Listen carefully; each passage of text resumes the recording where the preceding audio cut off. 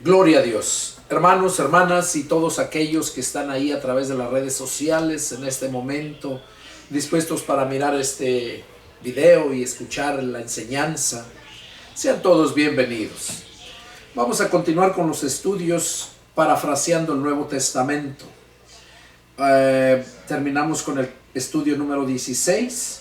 Ahora vamos a dar inicio al estudio número 17 del libro de Hechos, capítulo 27. Estudio 17 y en el capítulo 27 de Hechos. Vamos a dar inicio, pero antes vamos a ponernos en las manos de Dios para que sea Dios quien nos hable, nos muestre cuál es el camino que debemos seguir, lo que debemos de hablar para que en todo sea Dios glorificado. Oramos. Padre Celestial, Jehová Dios, Señor y Salvador nuestro, en el nombre de mi Señor Jesucristo, en esta hermosa mañana que nos das de vida, Señor, me dirijo hasta tu trono de la gracia, postrándome espiritualmente de rodillas ante ti, Señor, y físicamente aquí postrado ante tu divina presencia, Padre, agradeciéndote por tu bondad que has tenido para con nosotros, conmigo y mi familia, agradeciéndote el grande amor que nos tienes, Padre, agradeciéndote por todas las bendiciones que has derramado en nuestras vidas, Señor. Padre, pues hemos visto tu poder, tu gloria. Hemos visto, Señor, que tus promesas se cumplen cuando tú, Padre, nos pides lo que hagamos. Que tú eres fiel a tus promesas y que tú bendices la obediencia. Padre, te doy muchas gracias porque me abriste el entendimiento allá en el año 2002 para que yo pudiera quedar libre de toda religiosidad y dedicar a mi vida a servirte, a predicar tu palabra. Señor, muchas gracias porque me liberaste de esa doctrina de hombres y me abriste el entendimiento para entender tu palabra. Pues tú mismo, Señor, dice tu palabra que a tus siervos en particular les revelas todas las cosas, pero que al mundo y a los demás por parábolas les hablabas y que sin parábolas no les hablabas la palabra. Por eso te doy muchas gracias, Padre, por haberme dado ese grandísimo privilegio. Aquí estoy, Señor, úsame para gloria de tu nombre, habla a través de mis labios, unge mis labios, Señor. Y Padre, que desde la coronilla de mi cabeza y hasta las plantas de mis pies sea revestido del poder de tu Santo Espíritu y que todo mi espíritu, alma y cuerpo sean guiados por ti, Señor, para hacer tu entera y perfecta voluntad. Padre, en el nombre de mi Señor Jesucristo, te pido que pongas vallado alrededor de todos aquellos que están en este momento dispuestos para escuchar tu palabra a través de estos estudios. Pon vallado, Señor, que el diablo no llegue a disturbarlos y puedan ellos seguir meditando en tu palabra. Señor, muchas gracias por ese privilegio que me das. En el nombre de mi Señor Jesucristo te lo suplico. Amén. Amén. Gloria a Dios. Bueno, vamos a dar lectura acá al capítulo 27 y vamos a dar inicio al estudio número 17.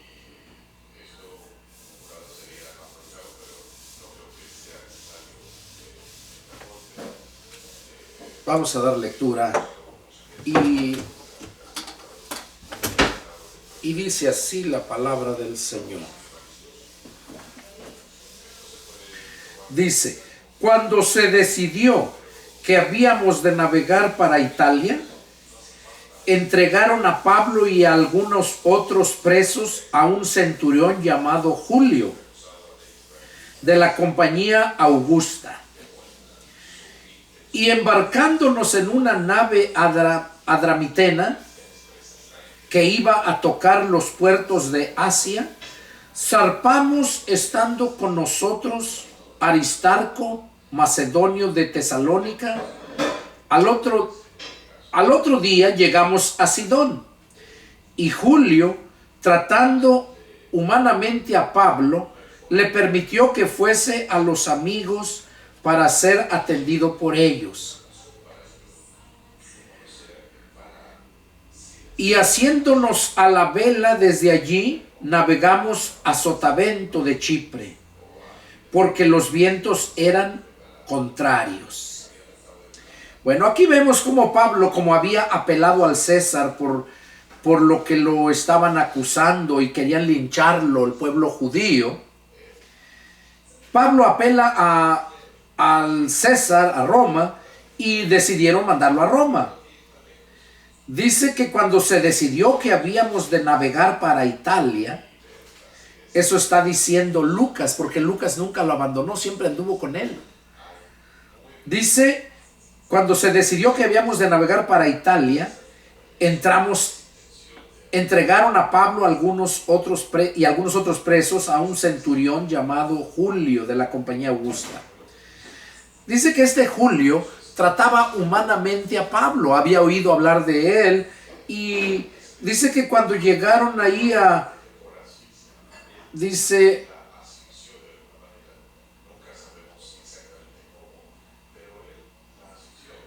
cuando llegaron a Sidón, en el versículo 3, 27:3, al otro día llegamos a Sidón, y Julio, tratando humanamente a Pablo, le permitió que fuese a los amigos para ser atendido por ellos.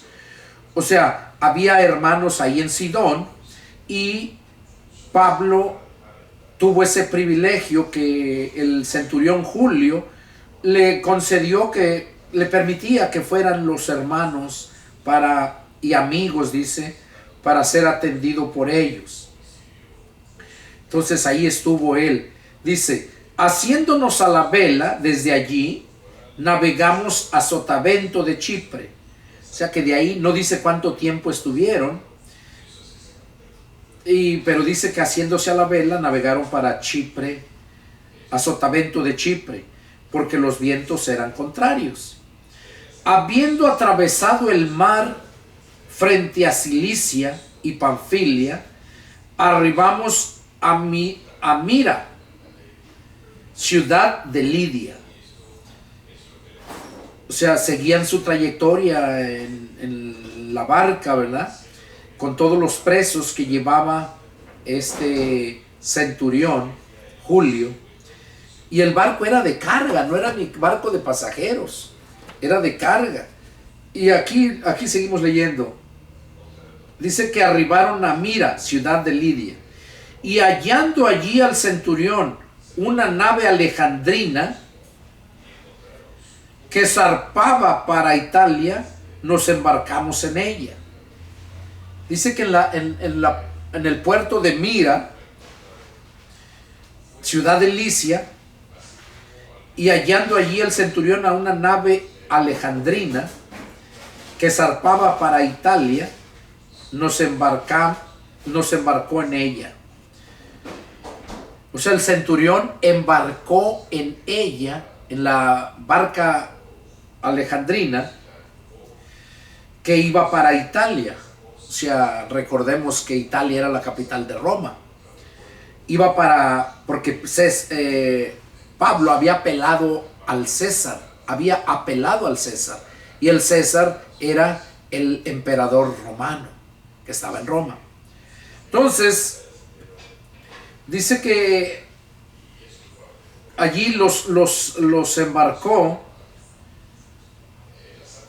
en esa nave, navegando muchos días. Oigan, después de que salió de Mira, dice que navegaron muchos días en la nave alejandrina. Y iba despacio. Y llegando a duras penas frente a Cnido.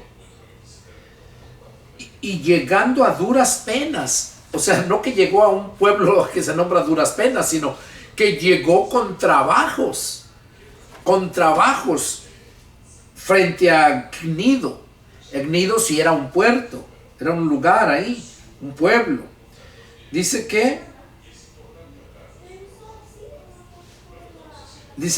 navegando muchos días despacio y llegando a duras penas frente a Gnido, porque nos impedía el viento navegar, porque nos impedía el viento. Dice que el viento era muy contrario a ellos, para donde ellos iban, y eso los atrasó mucho. Por eso dice que a duras penas, iban muy despacio. Y dice, navegamos a Sotavento de Creta.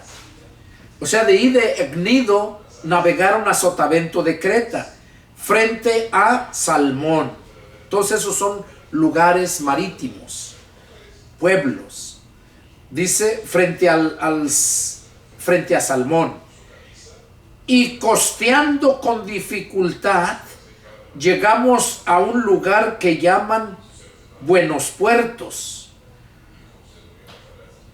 Fíjense cómo dice, y costeando, o sea, todo al borde del mar, por la costa. Costeando con dificultad, llegamos a un lugar que llaman Buenos Puertos, cerca del cual estaba la ciudad de Lasea. Ahí llegaron, cerca de esa ciudad. Y habiendo pasado mucho tiempo, y siendo ya peligrosa la navegación, por haber pasado ya el ayuno, Pablo les amonestaba, diciendo, varones, veo que la navegación va a ser va a ser con perjuicio y muchas pérdidas, no solo del cargamento y de la nave, sino también de nuestras personas. Pero el centurión daba más crédito al piloto y al patrón de la nave que a lo que Pablo decía. O sea, Pablo estaba advirtiéndoles, les decía que la navegación va a ser con perjuicio. O sea, les estaba diciendo lo que podía venir, lo que les iba a venir, que la navegación iba a ser con perjuicio y mucha pérdida. Y dice no solo del cargamento y de la nave, sino también de nuestras personas. Y el centurión daba más crédito al piloto. O sea, no le hacían caso a Pablo. Pablo era un preso. Dice que no le hacían caso a Pablo, sino le daba más crédito al piloto y al patrón de la nave, al dueño de la nave, que a lo que Pablo decía. Y siendo incómodo el puerto para invernar, o sea, el puerto donde llegaron, dice que era incómodo para invernar, o sea, para quedarse ahí un tiempo, la mayoría acordó zarpar también de allí. O sea, como estaba incómodo para invernar ahí, la mayoría dice que acordaron zarpar de allí, por si pudiesen arribar a Fenice, puerto de Creta. O sea, querían llegar a otro puerto más adelante que se nombraba Fenice, que era un puerto del poblado de Creta, que mira al noreste y sudeste, e invernar allí. O sea, querían llegar todavía más adelante a ese otro puerto, a Fenice, que era un puerto de Creta. Dice, y soplando una brisa del sur, pareciéndoles que ya tenían lo que deseaban, levaron anclas e iban costeando Creta. O sea que cuando vieron que estaba una brisa y les pareció que ya tenían lo que deseaban, o sea que ya no estuviera ese oleaje, que no estuvieran esos vientos huracanados, cuando vieron que estaba esa brisa, les pareció que ya tenían lo que deseaban, o sea, era lo que ellos deseaban. Dice, levaron anclas e iban costeando Creta.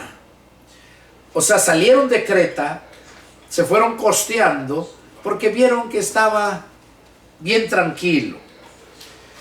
Pero no mucho después, dio contra la nave un viento huracanado llamado Euroclidón. Dice que no mucho después, más adelante, les llegó un viento huracanado, o sea, un huracán, llamado Euroclidón. Y siendo arrebatada la nave, y no pudiendo poner proa al viento, nos abandonamos a él y nos dejamos llevar.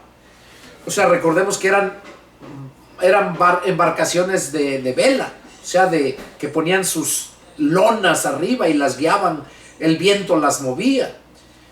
Pero cuando el viento estaba muy fuerte, no podían usarlo para que las moviera a donde ellos querían, sino el viento los movía para donde él quería, para donde él iba. Entonces dice que el Euroclidón les arrebató la nave, o sea, les quitó el control y no pudieron poner proa al viento. O sea, no le pudieron poner dirección al viento para que los llevaran donde querían.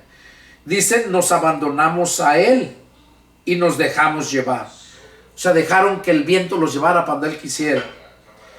Y habiendo corrido a sotavento de una pequeña isla llamada Clauda, con dificultad pudimos recoger el esquife. Dice que de ahí recorrieron, llegaron a sotavento de una pequeña isla llamada Clauda.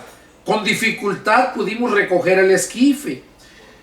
O sea, con dificultad pudieron ellos recorrer todo, acomodar las velas y todo, ¿verdad?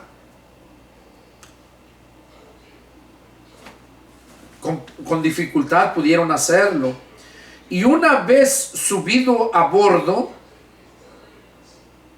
usaron de refuerzos para ceñir la nave.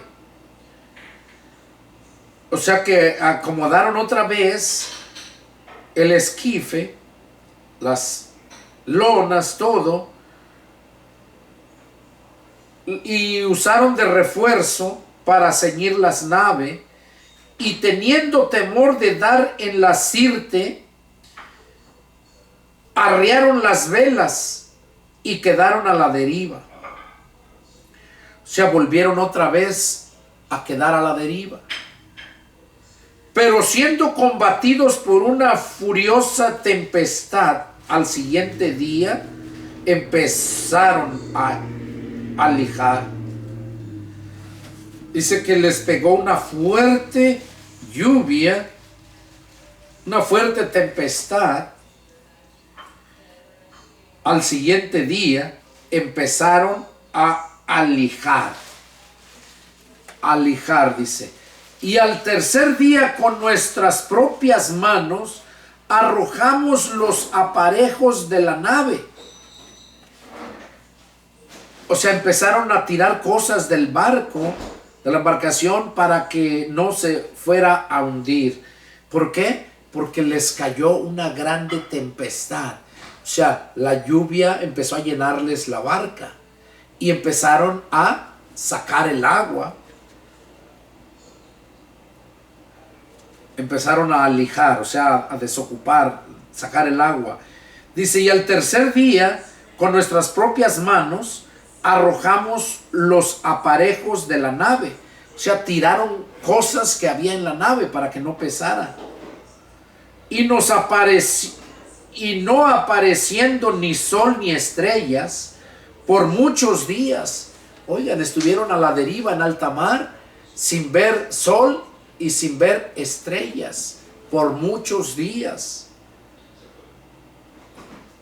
Y acosados por una tempestad no pequeña, ya habíamos perdido toda esperanza de salvarnos.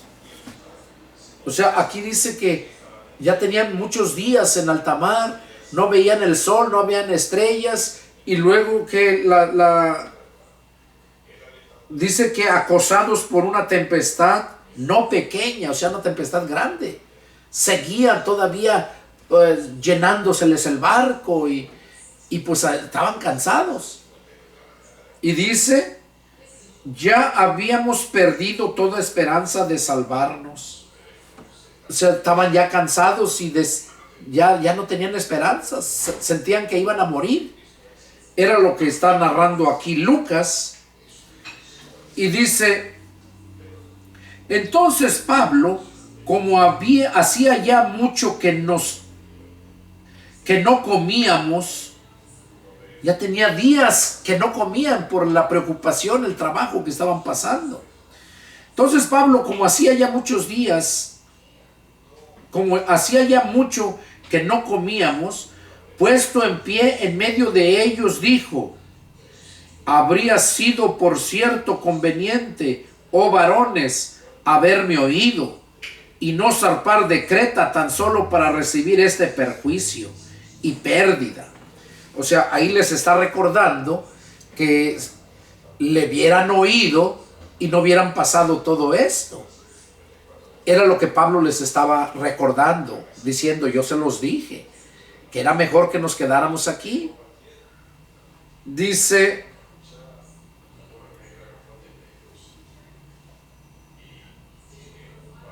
había sido por cierto conveniente, oh varones, haberme oído y no zarpar de Creta tan solo para recibir este perjuicio y pérdida. Pero ahora les exhorto a tener buen ánimo, pues no habrá ninguna pérdida de vida entre ustedes, sino solamente de la nave. Porque esta noche ha estado conmigo el ángel del Dios de quien soy y a quien sirvo. Y diciendo, Pablo, no temas, es necesario que comparezcas ante César, y he aquí, Dios te ha concedido todos los que navegan contigo. O sea, el ángel de Dios le habló a Pablo que no tuviera temor, que era necesario que él compareciera a César, y que también Dios ya le había concedido que ganara para Cristo todos los que iban ahí. Ya se lo había concedido, es lo que le está diciendo. Dios te ha concedido todos los que navegan contigo. Por tanto, oh varones, tengan buen ánimo, porque yo confío en Dios que será así como se me ha dicho. O sea, Pablo les estaba diciendo lo que el ángel les dijo y los animaba a que tuvieran ánimo y que iban a hacer las cosas así como el ángel le había dicho. Con todo, es necesario que demos en alguna isla.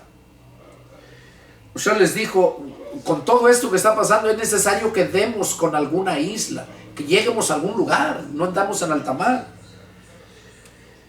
Venida la 14ª noche, o sea, ya 14 días, dice, venida la 14ª noche, y siendo llevados a través del mar Adriático, a la medianoche los marineros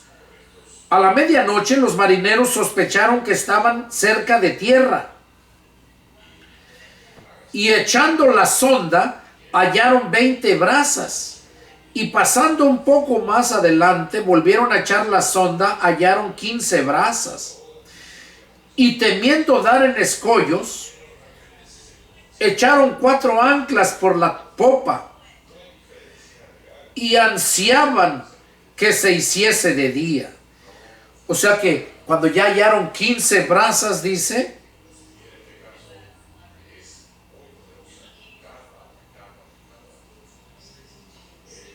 que anclaron, echaron 4 anclas por la popa, y allí fue donde anclaron, ahí estuvieron anclados y esperaban que se hiciera de día.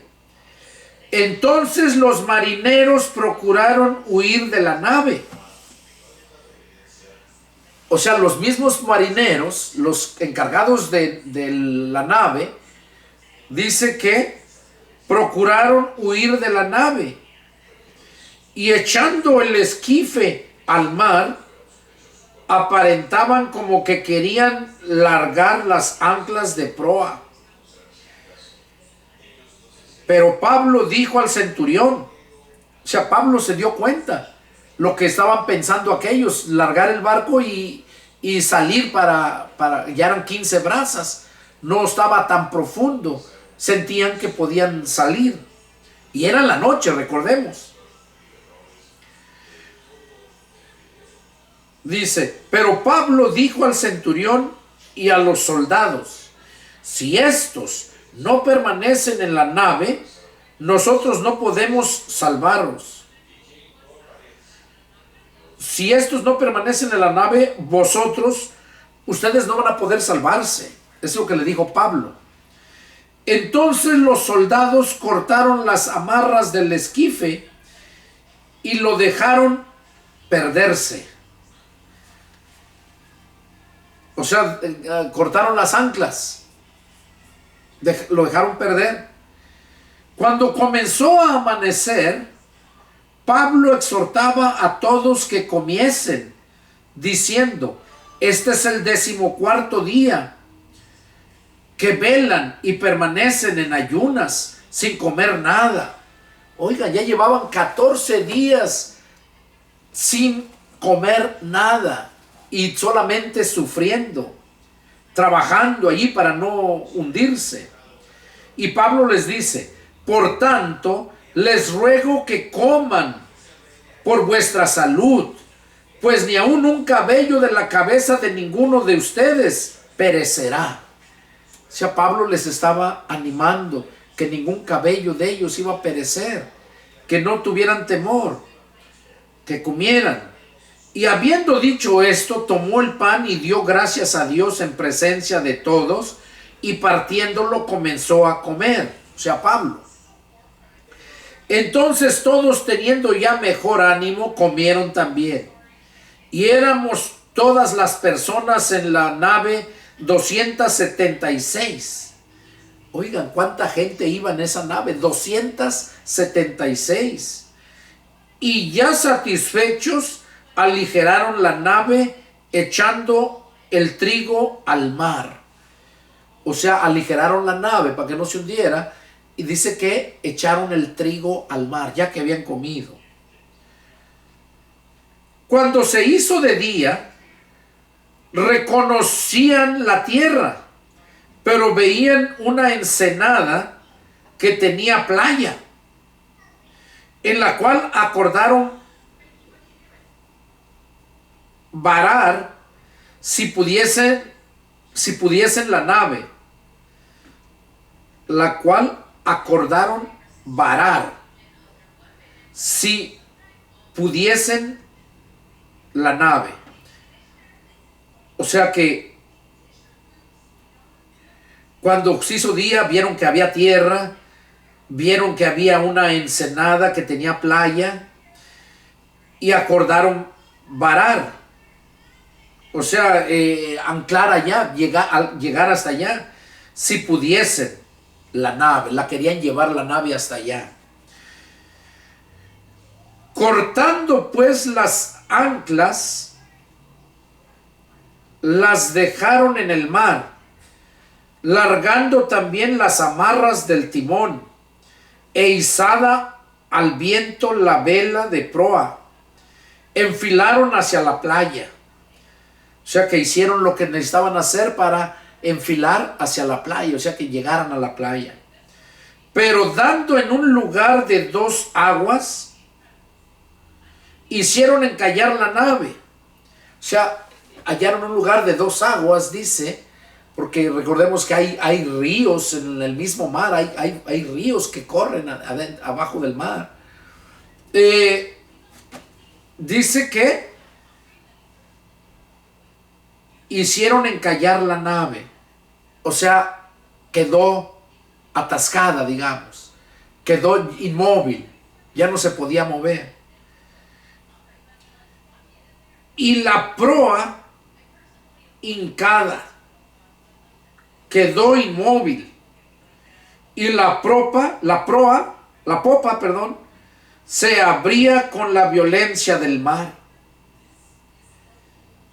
Entonces los soldados acordaron matar a los presos para que ninguno se fugase nadando. O sea, ya que estaba la barca ahí atorada, ya no podían hacer nada, pensaban, y ya la playa estaba cerquitas, entonces los soldados acordaron matar a todos los presos porque pensaban que se iban a escapar, Entonces dice que acordaron matarlos para que ninguno se fugara. Pero el centurión, o sea, al que iba al mando de todos los soldados y la gente, los presos, pero el centurión, queriendo salvar a Pablo, les impidió este intento. O sea, los soldados les impidió, les dijo, no van a hacer nada, no los maten.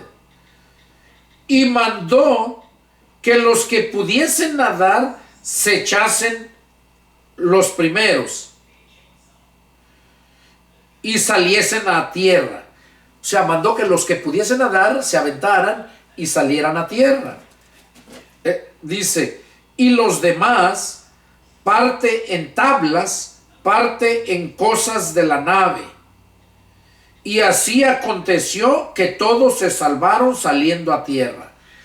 O sea, no los mataron, salieron todos a tierra, unos en tablas, otros en partes de la nave, pero se salvaron todos. Estando ya a salvo, o sea, cuando ya llegaron a la playa, afuera, a tierra, supimos que la isla se llamaba Malta. Y los naturales nos trataron con no poca inhumanidad, porque encendiendo un fuego nos recibieron a todos a causa de la lluvia que caía y del frío. O sea, los naturales, quiere decir los indígenas que vivían ahí, los nativos de ahí, dice que los recibieron humanamente. Vieron que hacía frío, les prendieron fuego para que se calentaran. Dice, y los recibieron a todos a causa de la lluvia que caía y del frío. Entonces, habiendo recogido Pablo algunas ramas secas, las echó al fuego. Y una víbora, huyendo del calor, se le prendió en la mano. O sea, Pablo fue a agarrar leña ahí, tablas, lo que hallara, para echarle al fuego para que no se apagara. Y dice que entre esas leñas iba una víbora. Y cuando la aventó y empezó a sentir el fuego, la víbora dice que salió huyendo del calor y se le prendió en la mano. O sea, se le prendió en la mano, mordió a Pablo de la mano. Cuando los naturales vieron la víbora colgando de su mano, se decían unos a otros, ciertamente este hombre es homicida, a quien escapado del mar, la justicia no deja vivir. Era lo que ellos pensaban, este hombre es malo y se escapó del mar, pero la justicia no lo deja vivir y ahora va a morir. Porque vieron que la serpiente o la culebra se le había pegado de la mano, mordió a Pablo y estaba colgando de su mano. Entonces, pero él, o sea Pablo, sacudiendo la víbora en el fuego, ningún daño padeció. O sea, Pablo la tenía mordiendo, la sacudió en el fuego y dice que ningún daño padeció. Bueno, le dio la mordida, pero no le hizo daño. Y miren, ellos estaban esperando que él se hinchase o cayese muerto de repente. Los nativos de ahí estaban esperando que se hinchara o que cayera muerto ahí. Dice, Mas habiendo esperado mucho, o sea, se quedaron esperando y veían que no, Pablo andaba como si nada, no le pasó nada. Y dice que habiendo esperado mucho y viendo que ningún mal le venía, cambiaron de parecer. O sea, ya no pensaron que era un hombre malo y que la justicia no lo dejaba vivir. Cambiaron de parecer y dijeron que era un Dios. O sea, ya dijeron, no, pues este no es un malo, es un Dios. Por ver que no murió con el piquete de la víbora. Y eso nos muestra lo que el Señor Jesús nos dice en su palabra, en los evangelios, donde dice que el hombre, aunque le dieran veneno mortífero para matarlo, aunque el veneno de culebras, todo dice, no le hará daño alguno. Y aquí lo vemos con Pablo, que no le hizo ningún daño el piquete la mordida de esa serpiente, de ese veneno.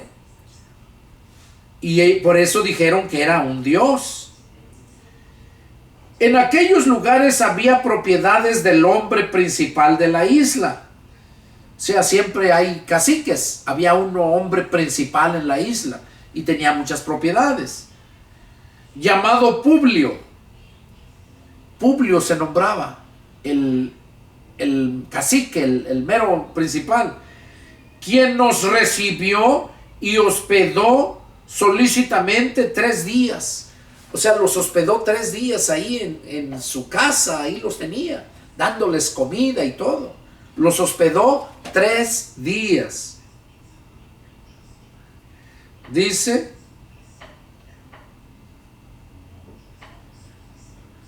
y aconteció que el padre de Publio estaba en cama, enfermo de fiebre y de desenteria. El papá de ese cacique estaba enfermo. Estaba en cama, tenía mucha fiebre y tenía desenteria. Desenteria es como una diarrea con sangre. Esa es desenteria, es algo muy peligroso que mata a la gente. Y este hombre estaba con desenteria y fiebre. Y entró Pablo a verle. Y después de haber orado, le impuso las manos y le sanó. Si de por sí pensaban que era Dios porque miraron que no le había hecho daño el piquete de la víbora, la mordida, el veneno no le hizo daño. Decían que era un Dios. Y luego entra y mira al papá de Publio y lo mira enfermo, con fiebre y desenteria, ora por él y lo sana. Dice, miren lo que sigue diciendo, hecho esto, o sea, ya que Pablo había hecho eso, también los otros que en la isla tenían enfermedades venían y eran sanados. O sea, ya que vieron que él sanaba a los enfermos también, dice que todos los de la isla que estaban enfermos iban a Pablo y los sanaba Pablo. ¡Qué privilegio, qué hermoso! Servirle a Dios con el poder de su Santo Espíritu, el cual derramó en todos aquellos que hemos creído, que le amamos. ¡Qué bendición! ¡Qué privilegio, Pablo, de hacer ese trabajo! Y dice que sanaba a todos los que estaban enfermos,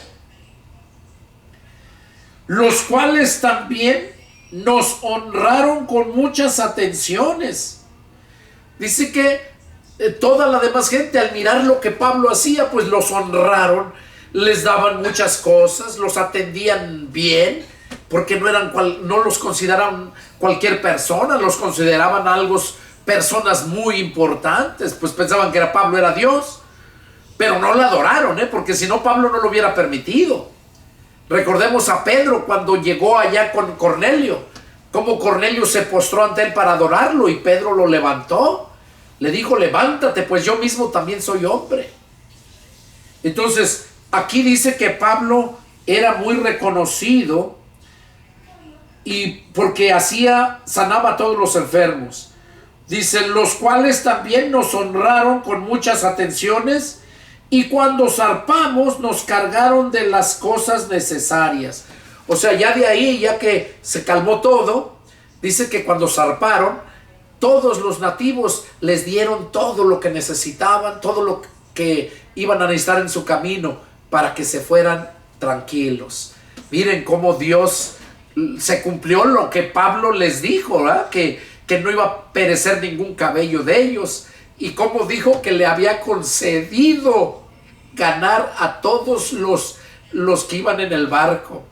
Y yo creo, no lo dice aquí, pero yo creo que no tan solo ganó esos, ganó toda la isla, porque vemos cómo hizo esos milagros. Y yo creo que les ha de haber predicado, aunque no lo narra aquí, pero yo no creo que Pablo se haya quedado con toda la gloria, porque recordemos que nosotros fuimos creados para la gloria de Dios, y luego fuimos comprados porque el diablo nos robó. El Señor nos compró para el mismo propósito, para la gloria de su nombre. Entonces Pablo, yo no creo que se haya quedado él con la gloria, porque recordemos que Dios no comparte su gloria con nadie. ¿Qué le pasó a Moisés por el hecho de haberle dicho al pueblo: beban el agua que ahora yo les doy? Y cuando terminó de decir eso, Dios luego le dijo: por esto que has hecho, por cuanto no me diste la gloria a mí, no introducirás a mi pueblo a la tierra prometida. La mirarás, pero no entrarás en ella. Y así le pasó a Moisés. Antes de cruzar el río Jordán, murió en el monte Horeb, allá donde subió a que le diera Dios los mandamientos, allá donde estuvo con él 40 días. Dice que ya después, cuando ya era hora que tenían que continuar, hasta ahí fue cuando Dios lo llamó y le dijo: sube. Y ya que subió, le dijo: mira, esta es la tierra prometida, la cual juré a Abraham, a Isaac y a Jacob. Mírala, dice, porque tú no entrarás en ella. Y aunque Moisés se arrepintió y le pedía perdón y todo, Dios no lo perdonó. ¡Qué tremendo! O sea, es algo... Dice que lo deseó con lágrimas Moisés. Por eso qué importante es que meditemos antes de hablar. Porque muchas veces hablamos cosas que ya después se hizo daño y ya después ya no se puede hacer nada. Hay un dicho que dice en el mundo, y es cierto: golpe dado ni Dios lo quita. Pues sí, porque si ya te lo dieron, ¿quién te lo va a quitar? Pues ya pasaste el dolor. Y así pasó con Moisés. Entonces, por esta razón yo deduzco que Moisés les predicó a todos y le creyeron porque vieron el poder de Dios en él y vieron que no abusaba. No les decía: les voy a cobrar tanto, como ahora estos perros lobos rapaces, que evangelistas y apóstoles, profetas que se dicen, que solamente viven saqueando a la gente y andan en las iglesias, andan en las iglesias predicando, no andan en la sierra ya a lo que falta que se predique, donde Jesús dijo que íbamos a predicar hasta lo último de la tierra. No, esos andan allá en las ciudades, en los hoteles 5 estrellas, allá andan saqueando a la gente. Y tanto tienen la culpa ellos como tienen la culpa los mismos que los hospedan y que les dan todo. ¿Por qué? Aquellos porque usan la escritura para su propio provecho, y los otros estúpidos babosos porque se dejan guiar por guías lobos rapaces, porque no escudriñan las escrituras. Por eso Jesús dijo: ¿por qué no entienden mi lenguaje? Porque no pueden escuchar mi palabra. Jesús dijo: escudriñen las escrituras, porque en ellas van a encontrar la vida eterna. Y ellas son las que les van a llevar a conocerme a mí, a dar testimonio de mí. Por esa razón es que hay un dicho que dice en el mundo: tanto tiene la culpa el que mata como el que le agarra la pata. Y es cierto, tienen la culpa esos perros lobos rapaces por saquear, por usar la palabra de Dios para lucrar, y también aquellos estúpidos tontos que se dejan guiar por aquellos, por perezosos, por no ir a escudriñar las escrituras. Por eso hay tanta religión, por eso hay tanta división, y eso no es nuevo.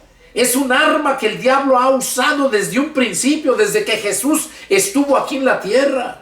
Esa se llama doctrina de demonios. Por esa razón les digo que es el arma que el diablo usa, toda la religión, para apartar a la gente, para que la gente no se adentre a la Escritura.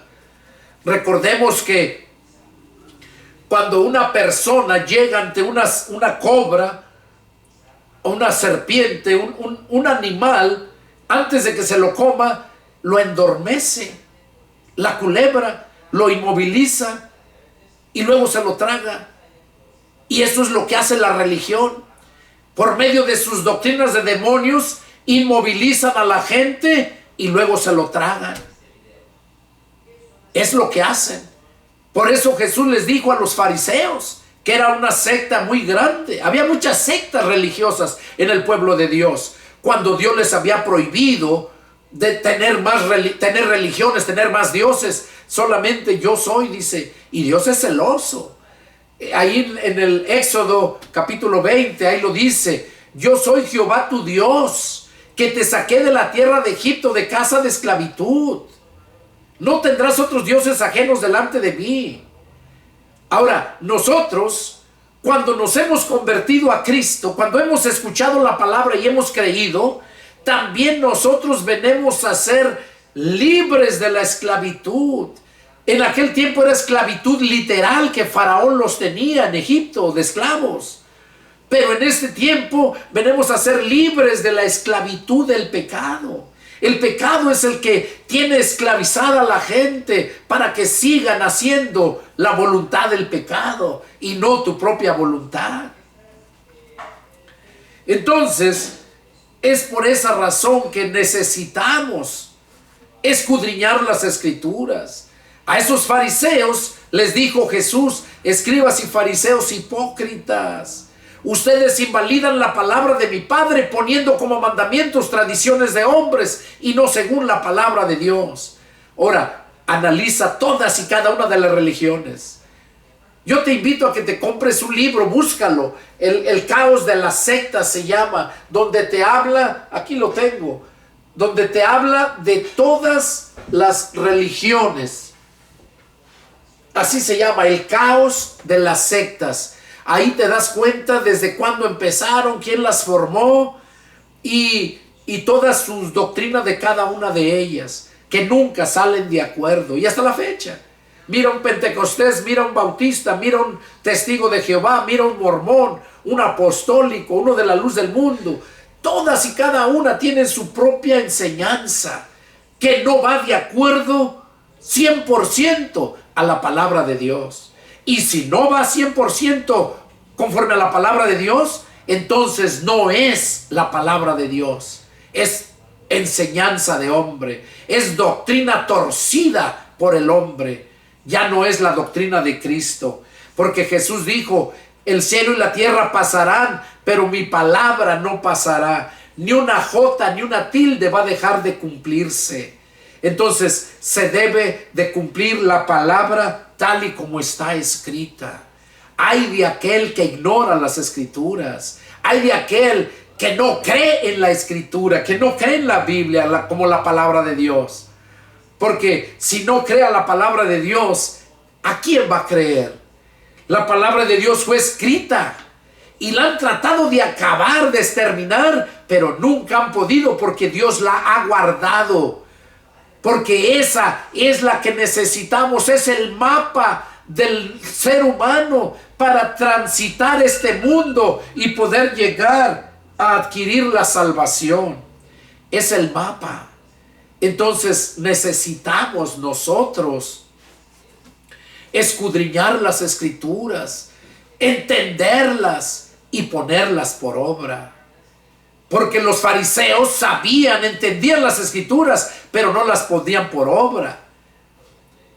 Y Jesús les dijo: ustedes van en busca de un prosélito, o sea, un discípulo, y finalmente lo hacen 2 veces más hijo del infierno que ustedes. ¿Cómo es que lo hacen 2 veces más hijo del infierno que ellos? Con sus doctrinas, por sus enseñanzas que les dan, dogmáticas, religiosas.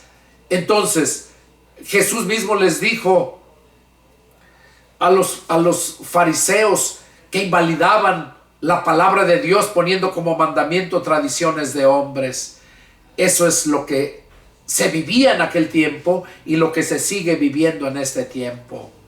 Por esa razón necesitamos escudriñar las Escrituras, porque es en ellas donde vamos a encontrar la vida eterna. Hermanos, este es el estudio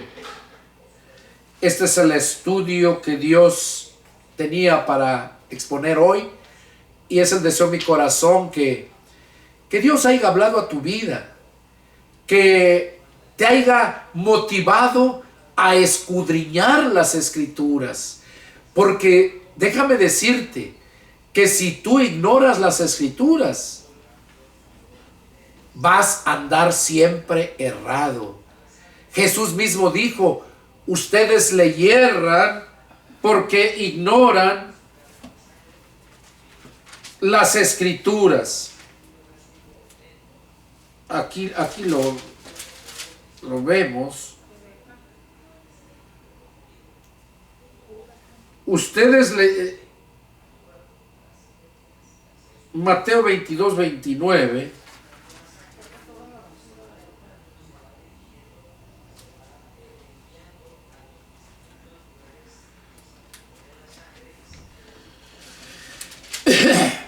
Miren lo que dice aquí, Mateo 22, 29.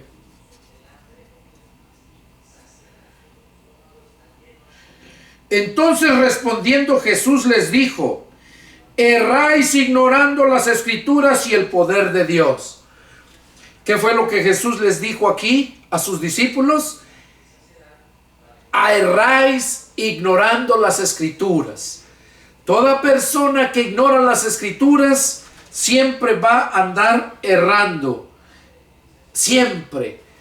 Nunca va a estar en la verdad. Nunca va a estar en el centro. Siempre va a estar errando. Porque eso es lo que el Señor quiere, que nosotros estemos siempre en el centro. Aquí lo vemos como Jesús dijo, Juan 5:39, escudriñen las Escrituras porque a vosotros os parece que en ellas tenéis la vida eterna y ellas son las que dan testimonio de mí. Escudriñen las Escrituras. Nosotros necesitamos escudriñar las Escrituras para poder saber cuál es la voluntad de Dios, y necesitamos el poder del Espíritu Santo para poder ser hacedores de la voluntad de Dios. Este fue el estudio de hoy. Hermanos, hermanas, que Dios me los bendiga. Fue un placer haber estado aquí compartiendo esta palabra. Que Dios los bendiga y nos vemos la próxima. Adiós.